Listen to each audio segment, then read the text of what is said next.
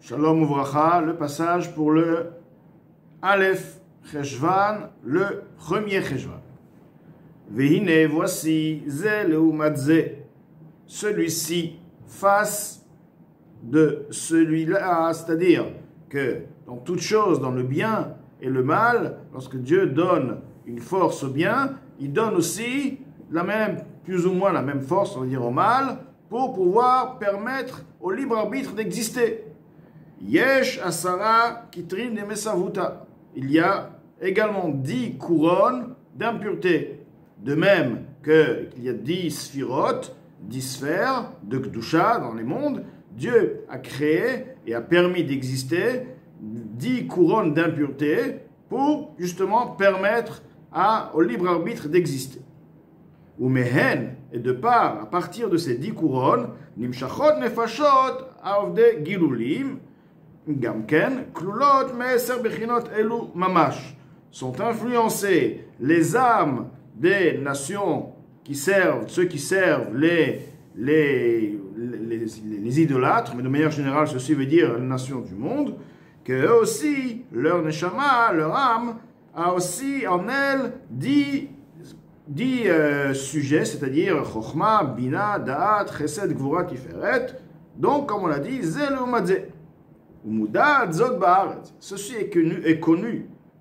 Ma shekatu besefer hagilgulim, ce qui est écrit dans les sefer, dans le livre des réincarnations, al pasuk, Asher shalat Adam ba'adam laralo. Sur le verset qui est dit, Asher shalat Adam ba'adam, dont l'homme domina l'homme, laralo, ceci est pour son mal. Ce qui veut dire que l'homme de l'impureté domina l'homme de la Kedusha, donc en d'autres mots, la Klippa, les forces impures dominent, ont une certaine domination sur la Kedusha, mais ceci est justement pour que la Kedusha puisse, en étant, si on veut, incarcérée dans leur domaine, puisse à partir de là vraiment séparer le bien du mal et à partir de là écrouer la Klippa. Et c'est justement le secret de l'exil. Chez Sod Galut Ashrina, ceci est le secret, le point de l'exil. La Shrina se trouve en exil, ce qui veut dire Shrina se trouve en Galut. Mais alors la Shrina, c'est la présence divine, c'est justement pour permettre au nettoyage et à la séparation du bien du mal. Et lorsque la Klippa n'a plus de bien, n'a plus de or, automatiquement elle s'efface et n'existe plus. Chez Sod Galut Ashrina Betoch HaKlipot, donc la Shrina qui se trouve au sein des Klipot, des écorces, s'appelle donc les écorces, c'est la Klippa, les forces du mal, les hachay de l'impureté, les hachayotam pour leur donner une vitalité, ou les hashlitam bisman agalut, et pour leur donner aussi une force, car elle leur donne une vitalité, elle leur donne aussi une puissance, de manière à ce qu'ils puissent dominer, être forts, puissants sur le Ham Israël au moment de l'exil.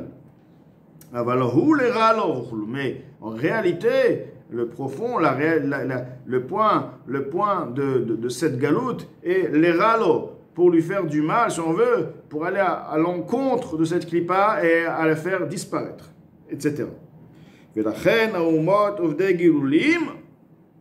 C'est pourquoi les nations servant les gilulim, donc les idolâtres, hayu sholtin al Israël, ils pouvaient donc dominer sur le Ham Israël, ils dominent toujours sur le Ham Israël.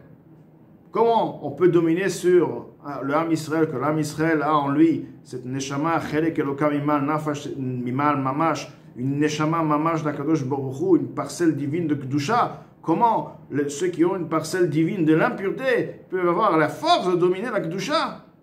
Alors justement, c'est ce qu'on vient d'expliquer, c'est pour que le Ham Israël, en étant dans leur domaine, ils puissent justement raffiner et trier le bien du mal. Liot nefashot avdei gilulim ha'klipot. Du fait que les nefashot, les âmes des idolâtres, des nations du monde, proviennent des klipot, des écorces.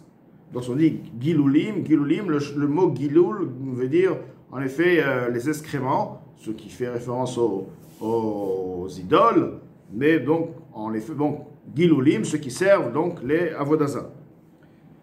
Donc, Asher, Ashrina, je reviens à quelques mots plus haut. Liot, Nefashot, Ovdei, Gilulim, et Aklipot. Étant donné que les âmes de ceux qui servent, qui font Avodah Zarah proviennent des clipotes des écorces, ceci fait référence de manière générale à toutes les nations du monde, même si aujourd'hui il n'y a pas vraiment cette idée de l'idolâtrie comme à l'époque, de manière générale. Tout de même, les fachot de Omet Umot Ovdei Gilulim, des nations du monde, proviennent toujours de la clipa jusqu'à la venue du Mashiach. La Shrina mitlabeshet beprinat galut betocham. La Shrina s'habille de manière, elle se trouve vraiment en exil au sein de ces clipotes, de ces forces impures. Et voici, bien que ceci reste toujours difficile à comprendre et demande une explication large, a priori, bon, la Shrina c'est Dieu. Dieu est en exil, Dieu est captivé.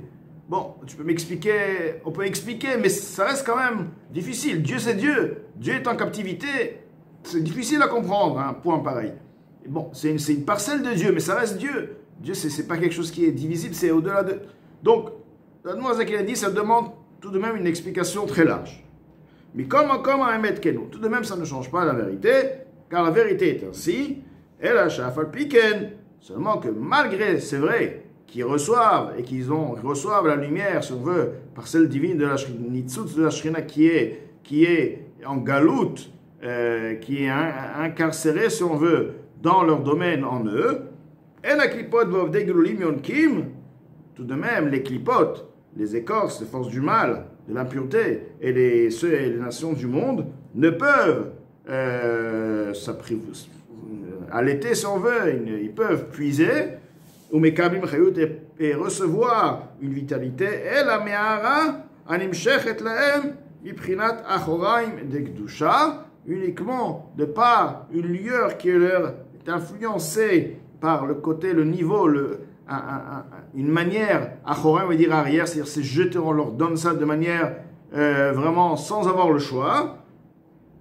Comme quelqu'un qui jette quelque chose à son ennemi parce qu'il n'a pas le choix, il lui jette un bout de pain, prend pour ne pas mourir, mais il lui jette ça comme ça, prends-le, sans le regarder.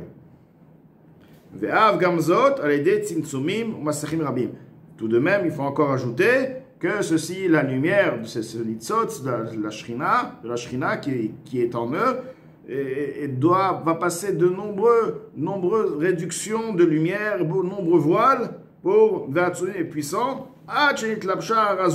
au point que, après tous ces démarches et tout ce processus, alors ce rayon-là a été donc habillé, investi, dans la matière de ce monde-là, et elle influence, cette force, cette lumière influence les Ovdei Gilulim aux nations du monde, Osher ve Kavod, de l'honneur et de la richesse, Bechol Tanugim Gashmim, et ainsi tous les plaisirs matériels.